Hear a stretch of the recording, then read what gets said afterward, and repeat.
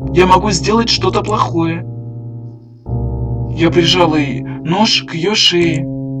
Из-под него потекла кровь. Я ничего не могла с собой поделать. Но ее было не так уж много.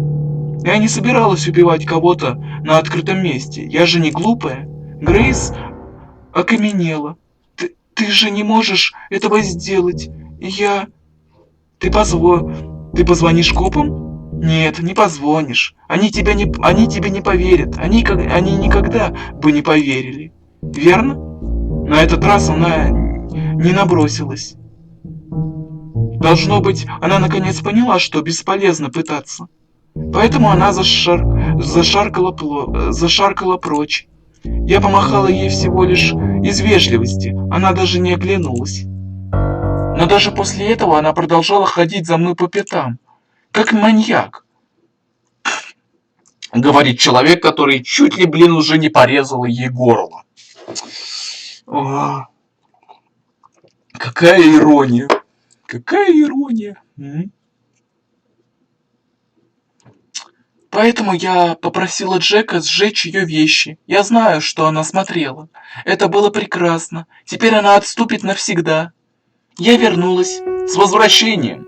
Эй, полегче, ты споткнешься. В тот момент, когда она коснулась меня, эти долгие часы ожидания были окрашены теплом. Это сделало меня таким счастливым. Что-то хорошо пахнет. Это ужин? Да. О, ты вспомнил. Я так рада. Я приготовил запеканку. Анна накрыла стол, и я подал блюдо. Это было очень вкусно, Джек. Спасибо. Я не был доволен едой. Она была безвкусной, и мясо было жестким. Но Анна сказала, что ей понравилось. Она была так добра. Жаль, что я не могу помочь больше. Что ты имеешь в виду?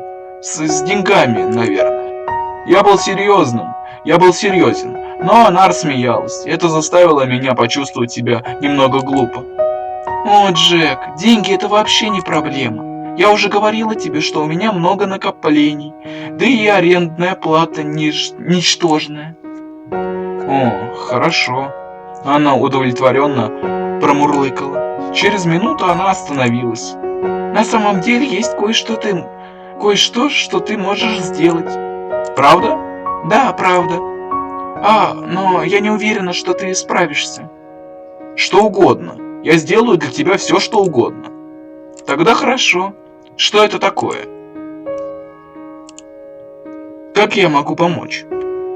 Я буду говорить более мягким голосом теперь, так как он сейчас у нас является таким немного... У него голова запудрена. Из-за этого будем говорить более мягко. А дальше я попытаюсь, когда он наконец-то выйдет из этого чертового состояния овоща, сделать его голос нормальным. Подожди до сна, ладно? Я кивнул. Когда я услышал, что она хочет от меня, я не очень хорошо это понял. Я был зол, в ярости. Я чувствовал себя преданным. Ты хочешь, чтобы я... Да, хочу. Но нет. Ты сказала, что мне никогда не придется ничего вспоминать. Ты обещала. Я встал с кровати и начал ходить от стены к стене, не глядя на Анну. От того, что она сказала, было больно. Как ты могла так врать? О, милый, пожалуйста, не надо меня ненавидеть. Меня трясло от злости, я думал, что упаду в обморок. Но я не испытывал к ней ненависти. Я не мог. Поэтому я остановился и повернулся к ней лицом. Я знаю, что сказала то, что сказала, но это не важно. Ты мне не веришь? Я мог сказать только одно. Да, я тебе верю. Спасибо, Джек. Я люблю тебя. Я тоже тебя люблю. И прости меня. Не надо. Не надо говорить, что... Слышать, как Анна извиняется, почему-то было похоже на удар под дых. Это затронуло мои воспоминания. Она всегда говорила. Я знаю, но это не то, что я говорю тебе... Но это не то, что я говорю тебе вспомнить. Ты никогда не должен вспоминать ту женщину. Забудь все, что у тебя от нее осталось. Зачем? То, что я хочу, чтобы ты вспомнил, было намного раньше. Это будет легко, но когда ты это сделаешь, когда вспомнишь, наша любовь будет глубже, чем когда-либо. Разве ты этого не хочешь? Хочу. Я люблю тебя. Я хочу этого. Я хочу этого. Я хочу любить тебя еще больше. Скажи мне, что я должен вспомнить? Она обняла меня со слезами счастья на глазах, но она не сказала, что я должен вспомнить. Она сказала, что это будет бессмысленно, если она расскажет мне. Я должен был вспомнить все сам. Анна сказала мне каждый день садиться перед будильником хотя бы на час. Я должен был делать это, пока она была на работе. Я должен был закрыть глаза и должен был попытаться покопаться в своих воспоминаниях, далеко в прошлом. И я делал, как было сказано. Но в первый раз, когда я попробовал, на следующий день у меня в голове было так туманно, что я даже не мог начать. Размышления тянулись медленно. Это было похоже на прогулку по патоке. Я только заставил себя устать. Прежде чем я уснул, сидя, мне в голову пришла последняя мысль. Неужели думать всегда так тяжело? Блин, такое чувство, как будто она реально превратила его в какого-то неандертальца, который даже уже думать не может. Может, он что-то им подсыпало, я вот не могу понять. Во второй раз я тоже сразу сдался. Я не мог этого сделать. Но я обещал Анне. На следующий день я старался еще больше. У меня болела голова, и мне казалось, что я иду на ощупь в темноте, испуганный, совершенно один. Но я сделал это. Я обещал Анне. Я пошел дальше. Вспышка улыбки заставила мою грудь сжаться. Но я продолжал идти. Ради любви. А? Кого из них я люблю? Кого из них я ненавижу? Раньше все было не так, правда? Это кажется неправильным. Что-то пошло не так. Мне нужно разобраться в этом. Несколько дней спустя, возвращаясь в свою память, я добрался до стены. Плотина. Я чувствовал, что не должен пытаться пролезть через нее, поэтому не стал. Там были вещи, которые я не хотел видеть. Поэтому я вернулся к луже, которую искал. Это была смесь из любви, страха и ненависти, которую давали словно наугад. Это был бардак, но от бардака в моей голове. Но это был бардак в моей голове. Я хотел бы придать ему смысл. Джек? Да, Анна. Я пошла на работу. Не хочешь попрощаться? Перемена, 6 глава. О! И как раз мы тут остановимся. Идеально. Ну а в следующей серии мы узнаем, что же это за перемена. Я хочу уже наконец-то увидеть чертову Грейс. Грейс. Где Грейс? Я хочу Грейс увидеть. Ну, потихоньку движемся. Может, я выпущу несколько видеороликов. Просто хочется поскорее покончить уже с этими играми, а то они копятся, все накопились, блин. Теперь надо во всех них копаться, блин. Ведь я не могу, у меня же куча идей, дополнительных новых видов видео, которые можно поснимать, как ни странно. Да и хочется в кое-какую игру вернуться, наконец-таки ощутить это счастье от игры в кое-что. Ну ладно, не знаю, получится, не получится, посмотрим у меня. Все-таки запустить ее, ту игру, когда мы наконец-то избавимся от большинства других игр. Буду надеяться, вам понравилось. Узнаем уже в следующей серии, вернется ли Грейс. Станет ли она все-таки более мужественной? Мне очень хочется, чтобы она когда-нибудь в один момент просто взяла и хорошенько треснула по башке этой чертовой маньячки Анне. Хотя отчасти не хочется, потому что она красива именно своей невинностью. Ну ладно. И еще кое-что намекну, кое-что скажу. Возможно, скоро мы вернемся в бесконечное лето, так как меня что-то захлестнули воспоминания, мне опять хочется поиграть. И скорее всего это будет Юау Рут Юау. Мы вернемся в бесконечное лето и будем проходить уже на Юау Рут И дальше уже будем, возможно, моды проходить. Просто мне прям, не знаю, прям такое желание появилось. Да и я в последнее время хорошенько так подтянул свое чтение, и теперь я читаю более быстро. Может, мне что-то да удастся сделать и прочитать. Ой, ладно, что-то уже я заговорился. Извиняюсь. Ай, долбанный будильник. Ладно, что-то я заговорился. Все. Буду надеяться, вам понравилось. Ставьте лайки, пишите комментарии. Со своим мнением, предложениями новых игр, догадками, что может быть впереди. Буду рад с вами пообщаться. Не забывайте жать на кнопочку подписаться и на колокольчик. Так вы и видео поддержите, и к нашей семье присоединитесь, и будете узнавать о новых видео первыми. Ну и на колокольчик, да, не забудьте нажать на колокольчик. И заглядывайте в описание, там будет ссылочка на мой Discord сервер и на Discord сервер по Доки-Доки. Буду рад вас там видеть. И с вами я, конечно же, не прощаюсь. Скоро увидимся!